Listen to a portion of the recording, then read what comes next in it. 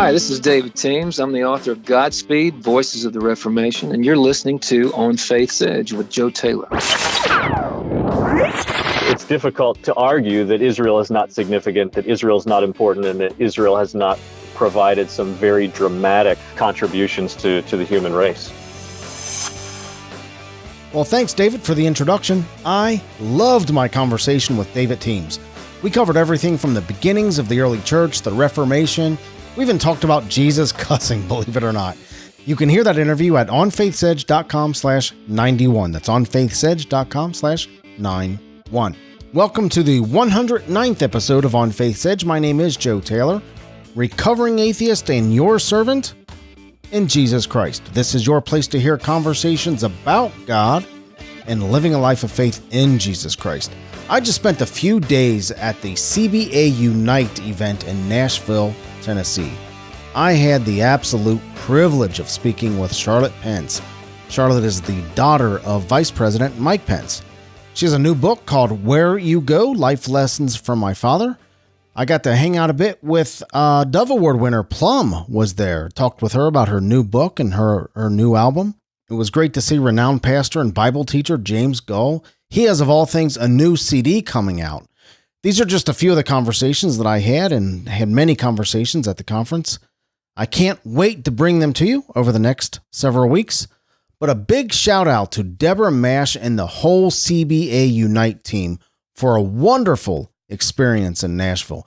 If you're a Christian retailer, a Christian artist, author, entertainer, influencer in any way whatsoever, check out the CBA organization. Go to cbaonline.org. I really invite you to check out this organization. First class, well done conference, Deborah Mash and your team. Today we welcome Doug Hershey as our special guest. Doug and I are going to discuss his new book, Israel Rising, Ancient Prophecy, Modern Lens. Doug is an author, conference speaker, and founder of Ezra Adventures, an Israel-focused travel and education company. Topping 4 Amazon bestseller charts, Israel Rising features more than 175 photographs from photojournalist Elise Monique Theriault that compare 100-year-old pictures of the Holy Land to current pictures taken from the same angle, revealing the miraculous changes in this region since the rebirth of Israel.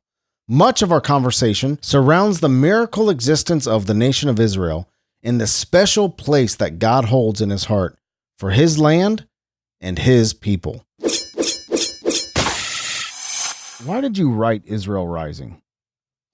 Well, Israel Rising really became sort of a labor of love after years and years of being in Israel and traveling back and forth with small groups and my travel company, Ezra Adventures, and just from my time from being there, just seeing a lot of the land change.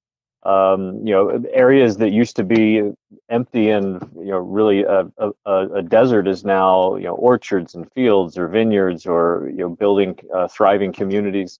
And as I was reading through the scriptures one day, and I say one day, this being 5-6 years ago, I was reading through Ezekiel and realized a lot of the changes that are starting to happen were things that our Bible talks about. And so I just began kind of putting those things together and of course being able to share with friends that might never get to Israel to be able to show some of the dramatic changes that are happening in the land. Whether you go to Israel or not, just having some of the biblical context of the times that we're in. Because of the format of the book, it can be difficult to describe just how significant this book is. Number one, because of the photography work of Elise Monique Theriault, absolutely captivating. But give us a synopsis of the book, what readers can expect when they pick it up, and what is it all about? Yeah, I had obtained about 2,200 old photos originally, about several years ago, that were taken between the 1880s and the 1940s, and those old black and whites were taken all over what was then the Ottoman Empire or the British Mandate of Palestine, and then went back with Elise Theriault to reshoot those angles. She's, as you said, is a stunning photographer. And just to reshoot those angles to show how much that the land has revived under Israeli sovereignty. And that in itself is significant because back in the Bible, in Ezekiel chapter 36, there's this entire chapter about God speaking to the land. Ezekiel is told to speak to the mountains, to the rivers, to the valleys, to the ravines. And hear the word of the Lord. And basically what he's saying is that when the Jewish people are out of the land will be desolate, it'll be empty, it'll be really forgotten and just overrun by the nations. But when the land when the people return to the land, when the Jewish people return to the land, it says that you'll put forth branches and produce fruit. The land will be cultivated and sown. The waste cities will be rebuilt. God will multiply both man and beast on the land, and says to the land, you'll treat it better than what you were at the first. And so, sort of in that journey between reading the scriptures and seeing some of the land, I began doing some research and wondering, is this what we're seeing now? Is there any other time in history? And so, also included in the book, to that end, is eyewitness accounts from Christians, Muslims, and Jews for almost every century for the last 2,000 years, describing what the land looked like, what the experience was, what happened, with different invasions, and so ultimately, in the last 2,000 years, what's happened is that the land has been conquered and reconquered multiple times. It never becomes a homeland for any other people group. And the land itself would physically not produce for anyone else until the Jewish people returned. And now, branches are putting forth fruit. The land is being cultivated and sown. It's, Israel is the only nation on earth right now where the deserts are shrinking and not expanding. And major exports of flowers and vegetables and fruits are coming out of the desert to all throughout Europe, Western Europe, and even some to the US as well. And so all of that to say, I've been wrapping, part of the photos is to wrap in this aspect of this ancient prophecy from Ezekiel and the last 2,000 years of history, and then compare that with these old black and white photos compared to, the shots from today. So it really is a then and now book wrapped around these prophecies of Ezekiel, that these very specific prophecies of Ezekiel that are clearly coming true now, especially since 1948. Why is understanding Israel's then and now significant to Christians today, though, Doug?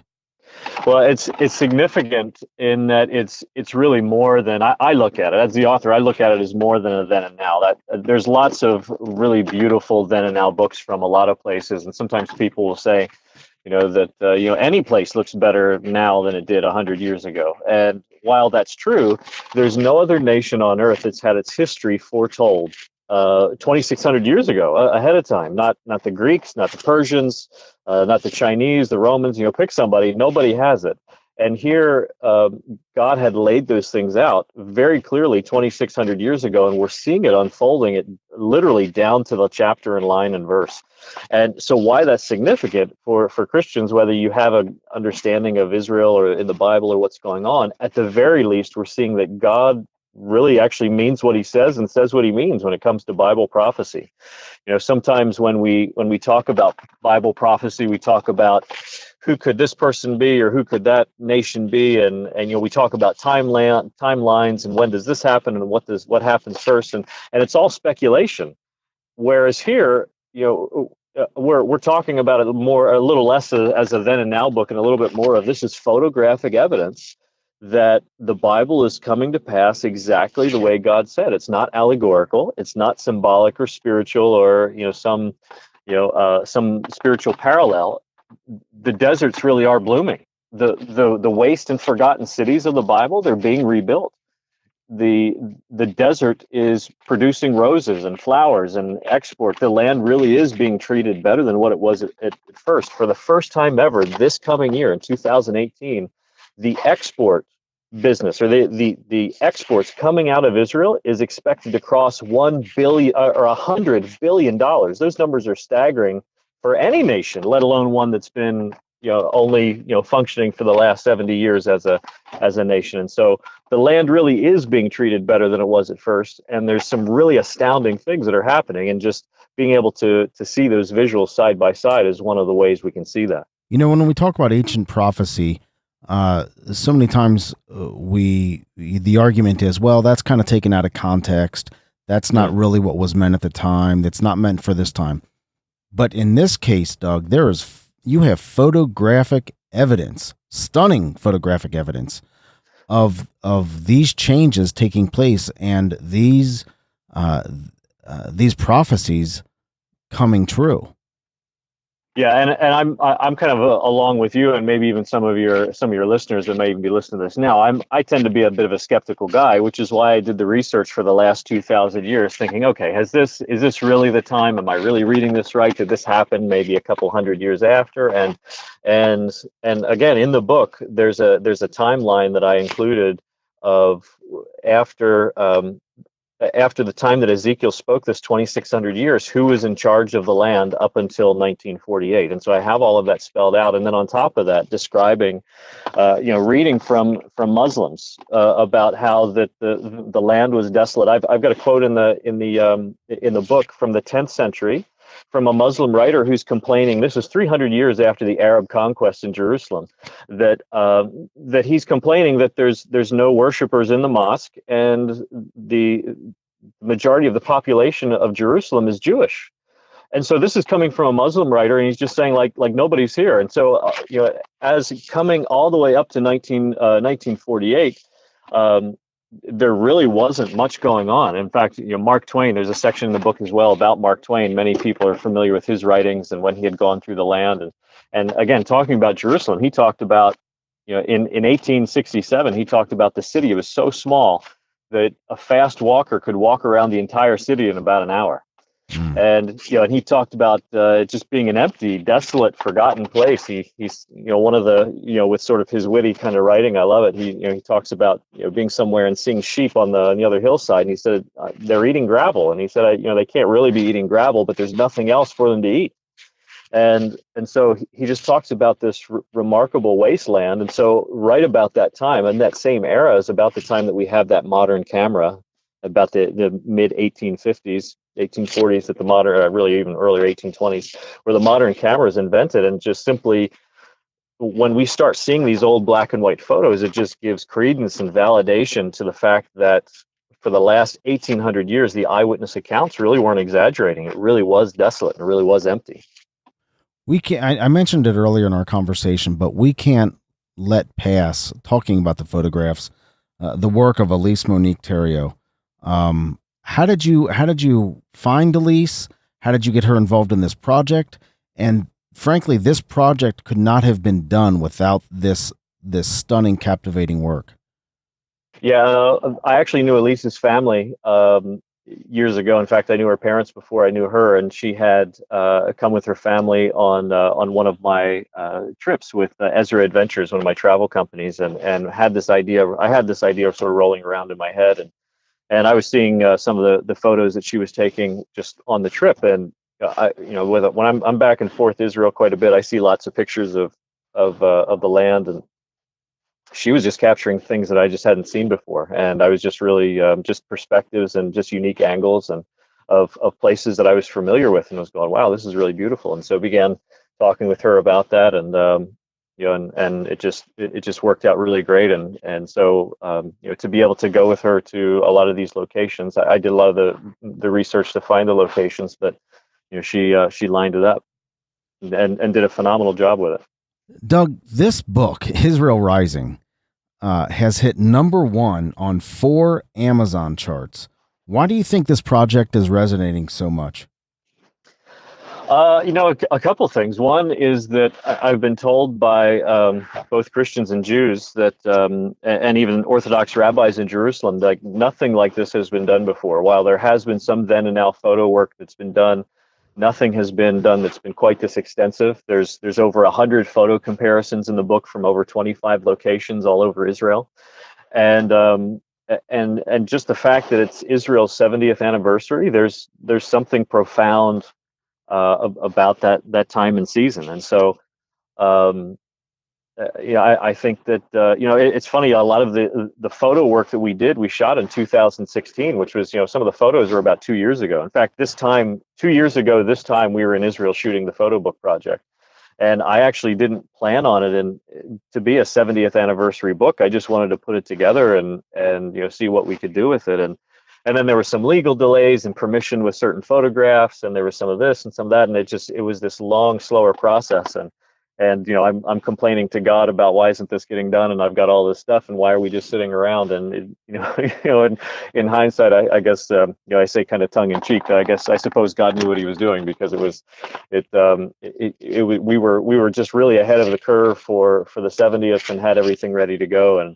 And like you said, I mean, you keep talking about the photos. The photos themselves, they really are.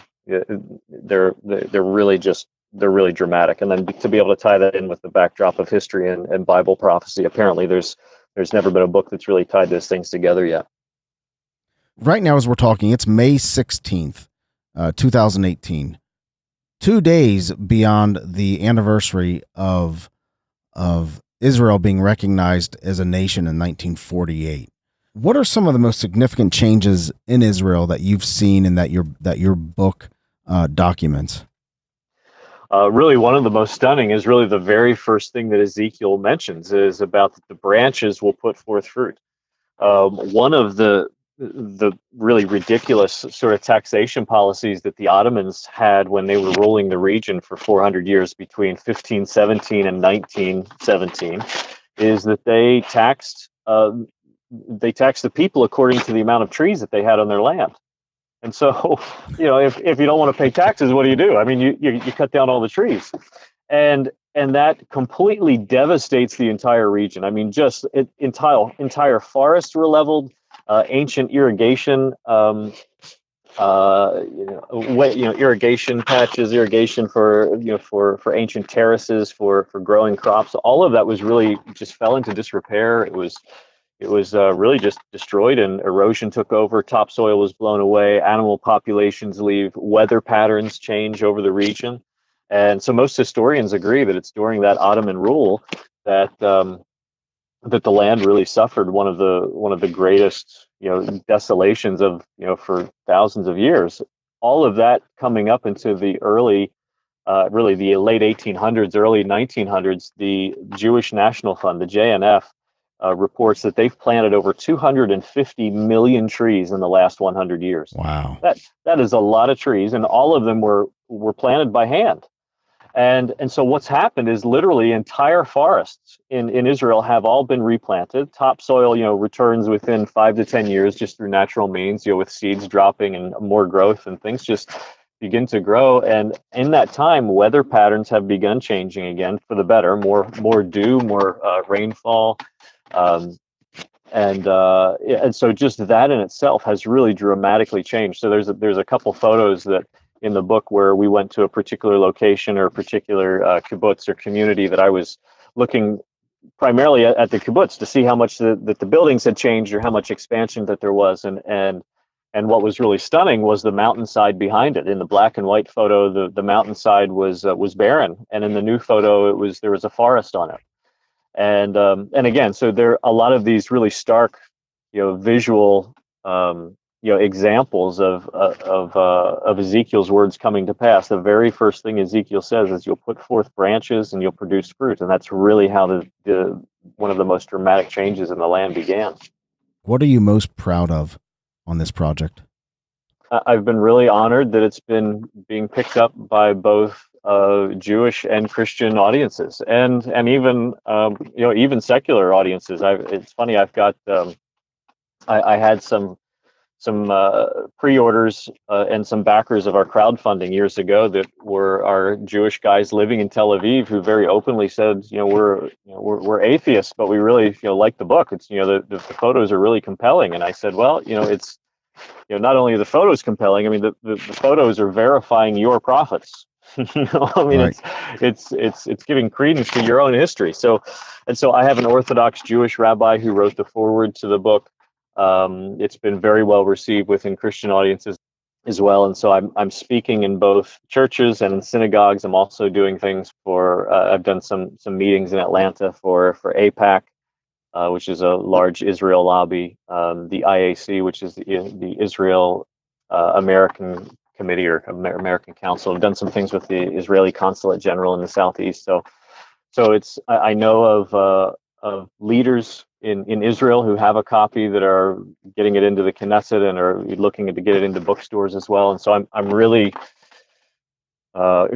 whether I say proud or honored or flattered or humbled, I guess is the real word, is that I'm just really really humbled that it's gone as far and wide as it did in a very short amount of time. And so even some of those Amazon categories where we were number one for a time, there were some within Christian categories, and there were some that was also in Jewish categories. And so that just spoke to the credence of it's not just a Christian book, it's not just a then and now book, it's really touching a wide and broad audience, which is it's really humbling for me. The book is called Israel Rising: Ancient Prophecy, Modern Lens. Very well done, Doug. Can we talk a little bit about your personal faith? Sure, absolutely. How did you come to believe in Jesus Christ? I was raised in a Christian home in Pennsylvania. It's funny, with a last name like Hershey, sometimes when I'm speaking places, I'll have somebody that'll come up to me afterwards and ask, say, I've got a question, and I'm expecting something about biblical prophecy or history or something like that. And it's, are you related to the Hershey people? And so it's, are you related to the chocolate people? But yes, I grew up on a farm in Pennsylvania, about an hour from Hershey, Pennsylvania. I am distantly related, but as I say, there's no inheritance or no free chocolate. But anyhow, I grew up in a Christian home on a farm there. Was always in church, and just really had just always a hunger and a desire for the Word and for Scriptures. And I graduated from a Christian high school, and I felt like that for me personally, by the time that I graduated high school, I felt like that I had a better understanding of God's heart for dealing with Israel and obedience and disobedience, and his grace and his mercy through reading about the prophets and reading about Israel than I did of even understanding some of Paul's letters and some of those things. And so I've always had this sort of desire for the Middle East, for Israel, for understanding the Scriptures, but also really finding the heart of Jesus all through the Old Testament. And so that's always been sort of this kind of unique little thing, and that I feel like that God's placed in me from a very young age. How did God cultivate this love for Israel, this interest in Israel, and this interest in this region in you, Doug? How did that manifest itself, other than, of course, writing a book in 2018? Yeah, I mean, it's always sort of been there. Like I said, it's always been sort of this personal journey, and you kind of follow the things that the Lord puts on your heart, and the things that kind of stir your heart and excite you in the Word. And again, I've always sort of been drawn to Israel in the Bible, and at one point as a teenager, it's like a light bulb went on, and I went, wait a minute. The Israel in the Bible is the same as the Israel in the Middle East. Like, it's the same family, it's the same bloodline. Like, I've got to go. I've got to connect this. And then, of course, with the more we get into the Bible as a whole, the Bible is Jewish. It's written by Jewish authors. Mm-hmm. It's about the God of Israel, the God of Abraham and Isaac and Jacob, and King David, who had a promise that there's going to be a man who's going to rule from his family line, that will rule his family rule Israel forever, rule the earth. And of course, Jesus, being Jewish, his disciples are Jewish. I mean, it's difficult to pull Israel out of the Bible and have it make sense. And so for me, I always felt like that I felt like the more I really prayed on it and really studied Israel and things that are happening today, and really recognizing what God's heart was for Israel, to me, that just all really pointed back to the Messiah, pointing back to Jesus. I just had Rabbi Jonathan Burness on the show. He's a Messianic. Do you know Jonathan, or know of Jonathan? Yeah, I do know him. I did a show a few months back. He's fantastic, man. He's a great guy. Really good guy. And he and I talked about the Messianic Jewish movement. I set myself up by asking the question, when did the Messianic Jewish movement really kick off? And he said, well, it really started off about 2,000 years ago. Yeah, right.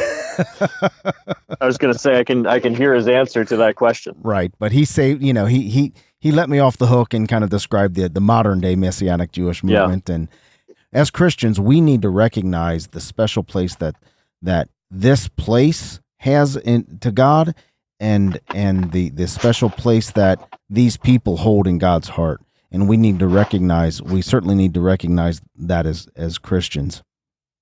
I agree. And I think that even now, I think that's really one of the most profound aspects about the United States moving their embassy to Jerusalem, because it's not that anyone is recognizing that now Jerusalem is finally the capital of Israel. It's always been the capital of Israel since King David put it there, 3,000 years ago, or established it as so. It's just simply that the nations of the earth are simply recognizing what anybody who reads the Bible has already known. Ezekiel 5:5 says that God has placed Jerusalem in the center of the earth. Zechariah 8 says that God is zealous for Zion, and he's returning to Jerusalem to live in the midst of his people. And that Zechariah 14 says all nations one day will be going to Jerusalem to worship the king there. And all through the Psalms, God says that he desires that place to be a place where he dwells forever. He tells Solomon as he's dedicating the temple, my eyes and my heart are always at this place.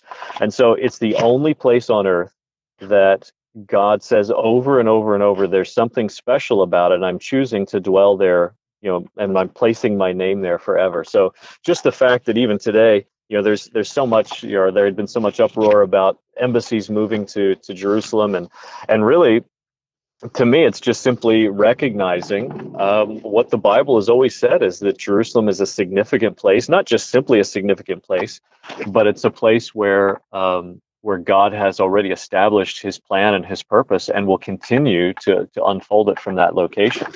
And so, I think for Christians, again, as we're talking even about Bible prophecy, I mean, there's so much of it that's really coming to pass. And not that I think that moving the embassy to Jerusalem was Bible prophecy, but it does say that all the nations of the earth will eventually be coming, to Jerusalem. So it's like, we're just a little ahead of the curve. It's like everybody's going to be going eventually, according to the Bible. And it's just amazing to see. I mean, 100 years ago, and I've got photos of it. 100 years ago, nobody cared about Jerusalem. Today, everybody's fighting over it and arguing about it, and everybody's up and has their concerns. But God has a plan.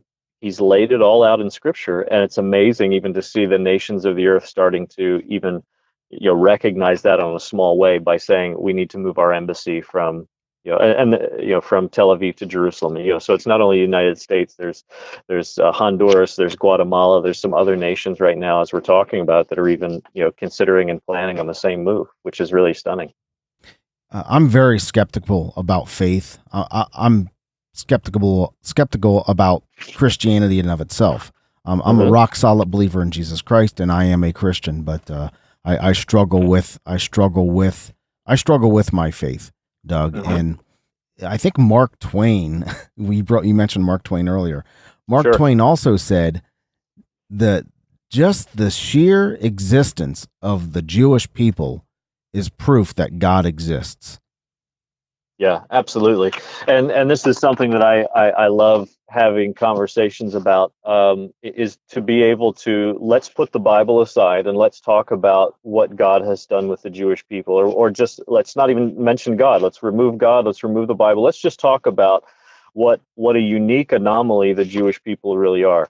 And so there's been no other people group anywhere in human history that have been on a particular piece of land that have then been forcibly removed for 70 years or any time, to come back to the same piece of land, to be there for a few hundred years, to again be forcibly removed and then scattered to the ends of the earth for 2,000 years. And then after 2,000 years to come back to the exact same piece of real estate as an identifiable, a recognizable people speaking the same language, the same traditions, the same religious beliefs and customs.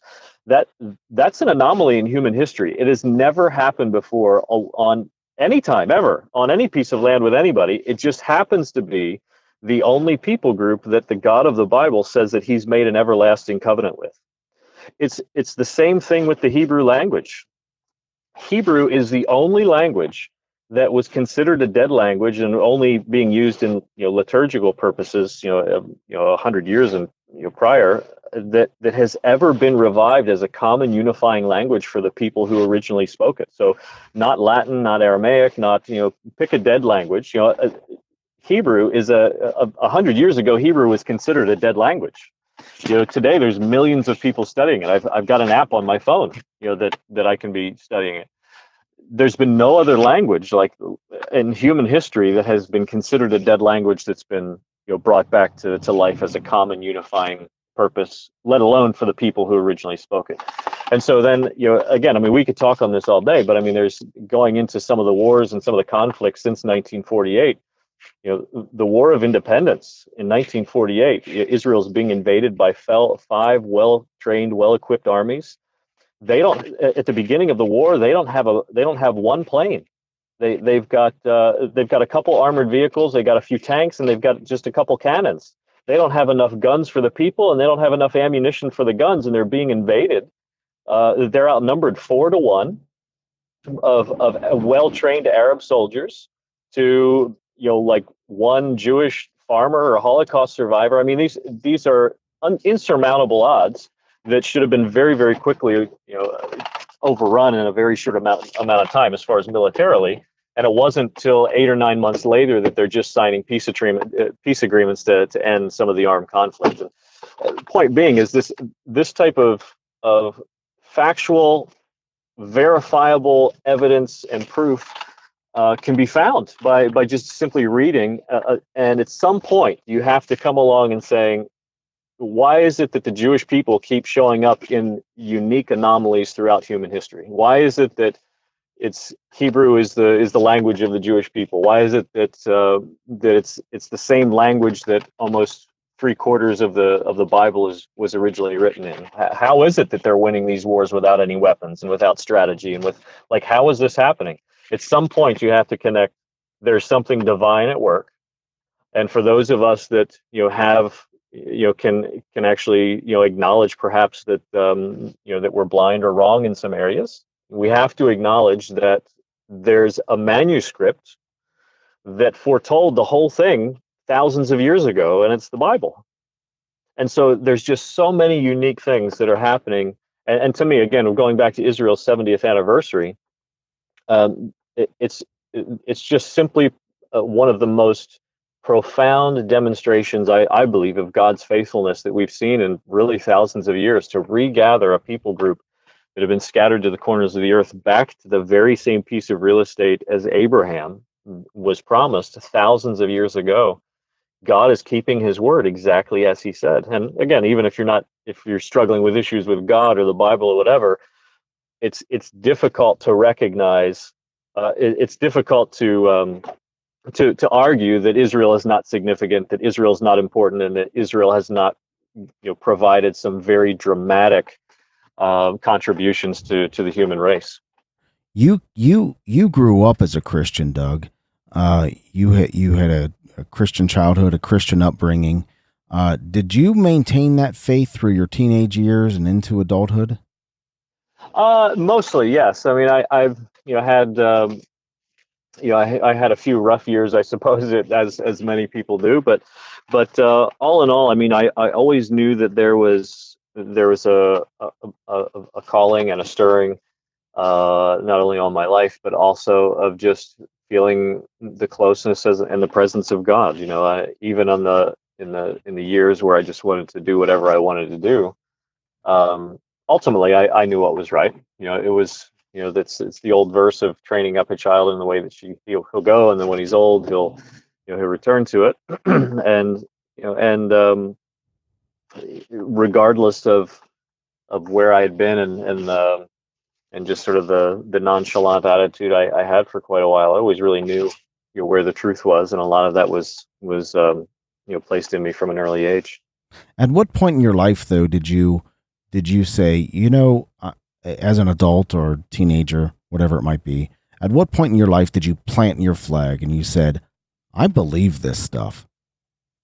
It was really when probably in my late teens, I really began seeing some dramatic miracles in my own life. I was very active. I played soccer quite a bit and was overseas, and actually was playing soccer a little bit overseas, and had planted my foot, and it rolled over, and I heard the cracking and the popping, and had broken my ankle, and went for X-rays, and there was a very clear break and very clear crack, and the doctor said, we're going to turn your leg a little bit, and we're going to reshoot it just to see how bad, but you're probably looking at a 12 week cast at least.